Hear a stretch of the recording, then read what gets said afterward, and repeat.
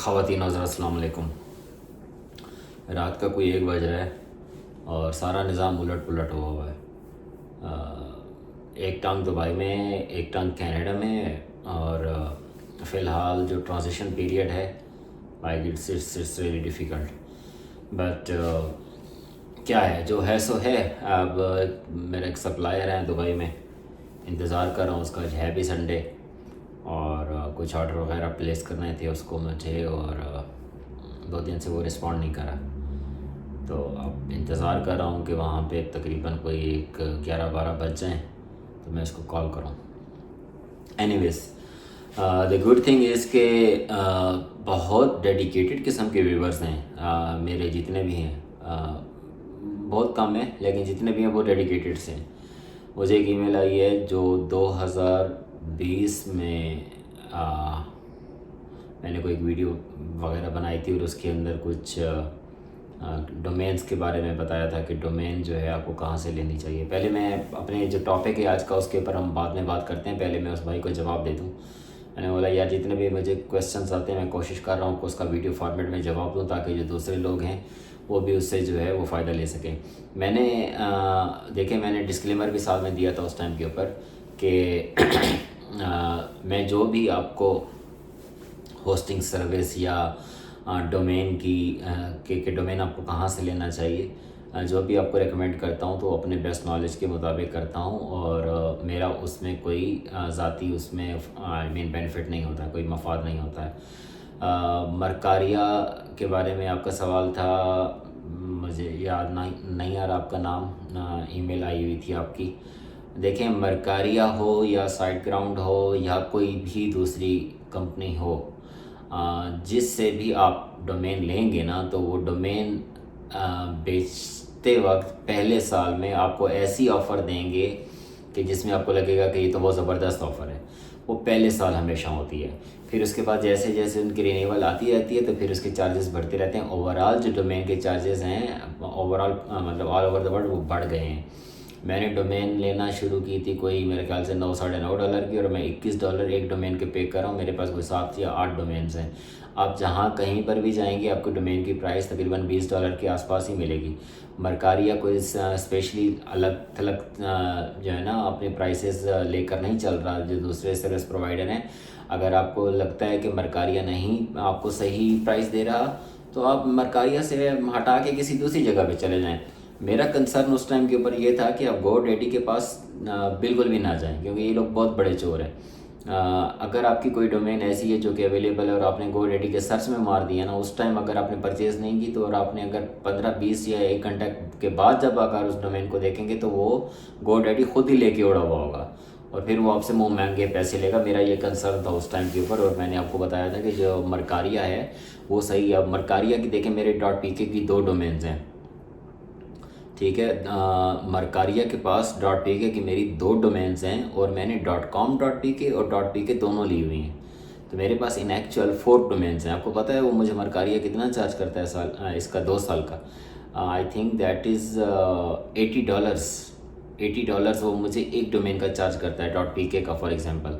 तो इसी तरह सेम गोज़ फॉर .com.pk, तो मैं कोई $160 2 साल का देता हूँ। जो कंट्री वाइज होती हैं डोमेन्स, उसकी जो मरकारिया अपना रिन्यूअल वगैरह लेता है तो वो 2 साल के लिए लेता है। बाकी जो आपकी .com की डोमेन्स होती हैं मोस्टली वो US के सर्विस प्रोवाइडर्स हैं, वो आपको दे देते हैं 1 साल के लिए।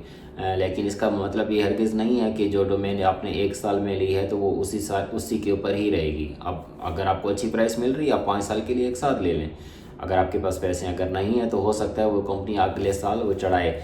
इसी तरह से होस्टिंग का होता है। जब आप होस्टिंग किसी भी कंपनी से परचेज़ करते हैं तो पहले साल उसकी वो ऐसी सरप्राइजिंगली लो प्राइस एडवर्टाइज़ करते हैं कि आप उसके ट्रैप में आ जाते हैं। जब आपकी वेबसाइट खड़ी हो जाती है, आपका सारा डेटा उनके पास होता है, आपके ईमेल्स वगैरह सब कुछ वहाँ पे पड़े होते हैं, फिर आप समझते हैं कि अगर मैं IMAP की बात कर रहा हूँ, अगर आपने अपने सिस्टम में डाउनलोड करके रखी हो तो फिर तो ठीक है। अगर आपने IMAP के पास है तो फिर आपको बैकअप वगैरह एक्सपोर्ट करने वाली कहानी होगी। बट जब वो कंपनीज ये देखती हैं कि भाई ये अपने पास आ चुका है और अब इसको अगर वेबसाइट इसकी चल रही है और इसकी सर्च इंजन ऑप्टिमाइजेशन भी ये सारा कुछ उठा के कहीं दूसरी सर्विस पे जाएगा जो कि अनलाइकली है, तो इस वजह से वो आपको फंसा के मारते हैं। ये हर जगह पे ऐसा ही है, ठीक है, इसकी डिटेल वीडियो अगर आप लोग बोलेंगे तो मैं बना दूंगा। ये टॉपिक ऑफ द टॉपिक है। मैं इमिग्रेशन के लिए बैठा था कि इमिग्रेशन के लिए मैं कुछ अब बक बक करूँगा आप लोगों को, अगर कुछ समझ में आ जाती है कुछ लोगों को। मैं इमिग्रेशन बेचने के लिए नहीं बैठा हुआ हूँ, लेकिन बात यह है कि जो सच है ना वो बताने के लिए मैं यहाँ पे आता हूँ। और कुछ लोगों को ये लगता है कि यार असल में प्रॉब्लम ये है कि जो आप सुनना चाहते हैं तो आप वही देखना चाहते हैं। आई मीन अगर आपके माइंड सेट से हट के कोई बात करे, जो अपने दिमाग में अपना दिमाग बनाया हुआ है, माइंड मेकिंग की हुई है, अगर उसके अगेंस्ट कुछ बोलता है या उससे हट के कुछ बोलता है तो फिर वो आप लोगों को पसंद नहीं आता। लेकिन मेरे ख्याल से यही सुनना सबसे ज़्यादा इंपॉर्टेंट होता है। Anyways, coming back to the immigration point, मैं पानी वानी पी के फिर आपसे अपनी बक बक को कंटिन्यू करता हूँ।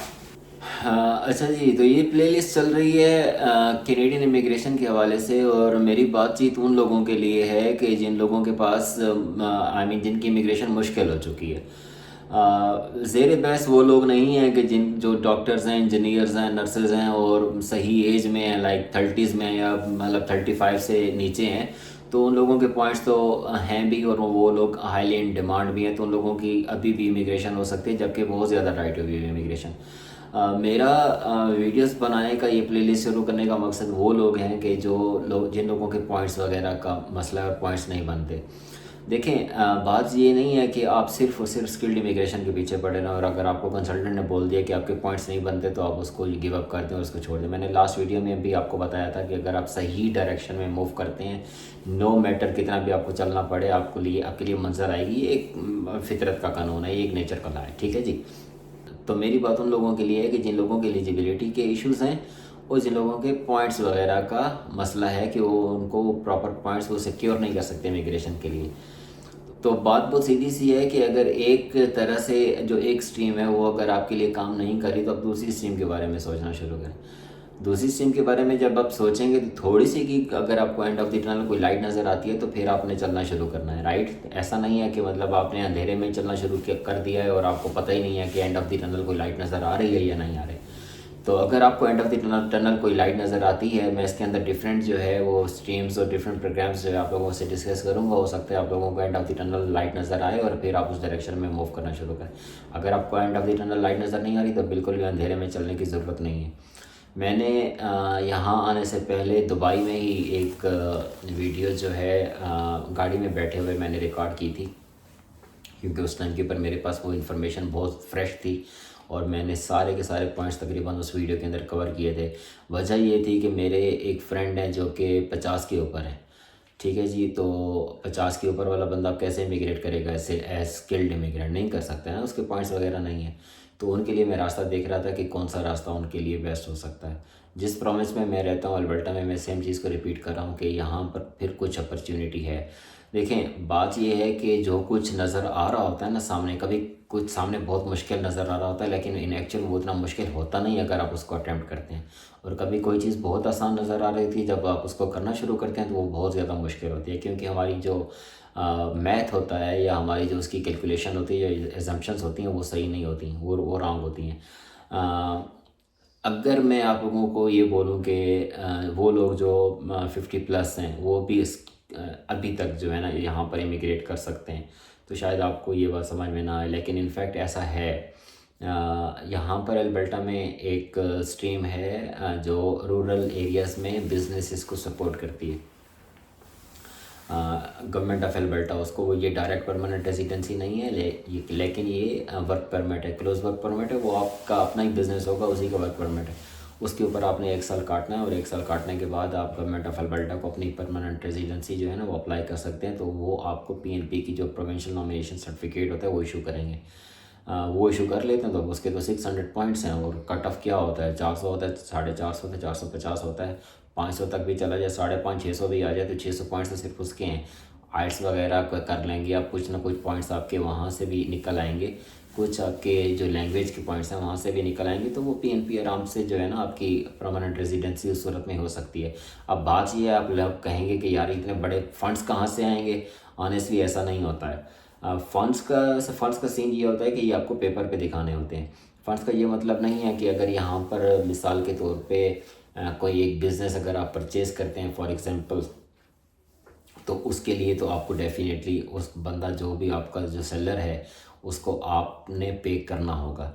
लेकिन अगर आपके पास कोई भी स्किल है या आपका एग्जिस्टिंग बिजनेस है तो उस बिजनेस की वर्थ दिखानी होती है, राइट। इनके होते हैं इवेल्युएटर्स, तो वो इवेल्युएटर्स जो है आपको इवेल्यूशन बना के देते हैं जिसके अंदर आपकी सारी प्रॉपर्टीज आती है, आपका घर भी आता है, आपका जो एग्जिस्टिंग बिजनेस है आपका वो भी आता है, राइट। आपके जो एसेट्स होते हैं आपके वो भी आते हैं। ये सारी चीज़ें मिला के ये सिर्फ और सिर्फ पेपर के ऊपर होती हैं। ये नहीं होता है कि आपने सारा का सारा पैसा उठाकर एक साथ ही आ जाना है, तो आपने सिर्फ और सिर्फ वो पेपर्स के ऊपर वो दिखाना होता है। फिर जब जहाँ पर आप आते हैं तो ग्रेजुअली उसको जो है वो करना शुरू करते हैं। मैं उस बिज़नेस के लिए तो जो मैंने लास्ट वीडियो बनाई थी तो उसके अंदर मैंने दो तरीके जो इस स्ट्रीम के हैं वो दोनों बताए थे कि या तो आप एग्जिस्टिंग बिजनेस परचेज कर सकते हैं यहाँ पर जो है, क्योंकि यहाँ पर क्या होता है कि ये जो रिटायरमेंट में जाते हैं ना ये लोग, तो फिर ये काम नहीं करते, तो उस टाइम के ऊपर ये अपने जो उनके कारोबार होते हैं ये अपनी जगह समेत अपने सारे के सारे सेटअप के समेत उसको बेच देते हैं। लेकिन उसको बेचने के लिए ऑब्वियसली उनको पैसे चाहिए होंगे, तो वो पैसे आपके लिए हो सकता है मुश्किल हो। लेकिन अगर आपका पाकिस्तान में या इंडिया में एग्जिस्टिंग बिजनेस है तो उस एग्जिस्टिंग बिजनेस की बेस के ऊपर आप यहाँ पर आकर कोई भी बिज़नेस स्क्रैच से शुरू कर सकते हैं। शुरू में टफ ज़रूर होगा, 1 साल आपको किसी भी तरह से उसको बिज़नेस को सक्सेसफुली रन करना है, काम तो आपको करना पड़ेगा, राइट। मेन मुद्दा क्या है वो है इमिग्रेशन, या मतलब पाकिस्तान से या इंडिया से यहाँ पे आना एक मेन मुद्दा है। तो तो आप जाएंगे, पाकिस्तान में बैठे हैं या इंडिया में बैठे हैं, काम तो वहाँ पर भी करना है, काम यहाँ पर भी करना है, लेकिन यहाँ पे थोड़ा सा आपको प्लानिंग के साथ चलना पड़ेगा, थोड़ी मार्केटिंग के अंदर अपनी जो नए जो टूल्स हैं उनको इस्तेमाल करना पड़ेगा, और 1 साल तक आप उसको रन करें। रन करने के बाद अपने PNP अप्लाई कर दें तो हो जाएगी ना, 50 के बाद भी इमिग्रेशन हो जाएगी, कोई मसला नहीं है। लेकिन बात यह है कि आप कितना उसको सिस्टम को समझते हैं, कितने स्मार्ट हैं, क्या क्या चीज़ें यूज़ हो। मिसाल के तौर पे मैं यहाँ पर मैं कनाडा में आया, लोगों ने मुझे कहा बहुत टैक्सेस हैं, बहुत टैक्सेस हैं, बहुत टैक्सेस हैं। आपको पता है वो सारे के सारे टैक्सेस बंदे की फेवर में जाते हैं। मुझे किसी ने कहा कि भाई अगर 100,000 आपकी सैलरी है तो उसके अंदर कोई 40% जो है ना वो आपके कोई 40,000 साल का आपका टैक्स निकल जाएगा। नहीं निकलता है 40,000 टैक्स, ऑनेस्टली मैं आपको सही कह रहा हूँ, सिर्फ और सिर्फ 20,000 निकलता है। लेकिन वो लोग जो लोग सिस्टम के साथ फेमिलियर हैं और उनको सारे के सारे रास्ते पता है और वो लीगल रास्ते हैं, ऐसा नहीं है कि आप उसकी टैक्स जो है ना इवेजन कर रहे हैं या आप उसको टैक्स को जो है वो बचा रहे हैं, वो ऐसा नहीं है। आप सही तरीके से जो है लॉ में जो उसका है उसको फॉलो करते हुए आप अपने टैक्स को बचा सकते हैं। सो ऐसे बहुत सारे रास्ते होते हैं, डिसहार्ट बिल्कुल भी ना हो और फाइंड आउट करें रास्ते, और ऊपर वाला भी जो है आपको रास्ता ज़रूर जो है दिखाएगा।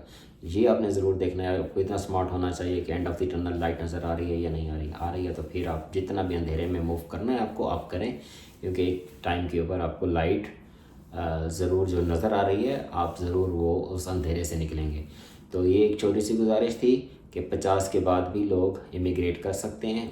उसकी इस वीडियो की इस स्ट्रीम की डिटेल देखने के लिए मैं उस वीडियो का लिंक नीचे डिस्क्रिप्शन में डाल दूँगा। उसके ऊपर लिखा है कि मेरे ख्याल से 40 या 50 साल के बाद आप कैसे इमिग्रेट कर सकते हैं।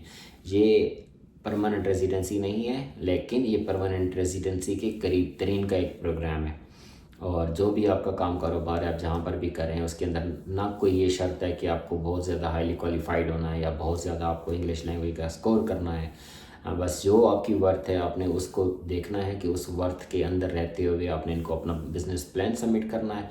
नो मैटर आपके पास कितने पैसे हैं, इस चीज़ के ऊपर भी कोई उसके ऊपर बंदिश नहीं है कि आपके पास इतने लाख कैनेडियन डॉलर्स होने चाहिए।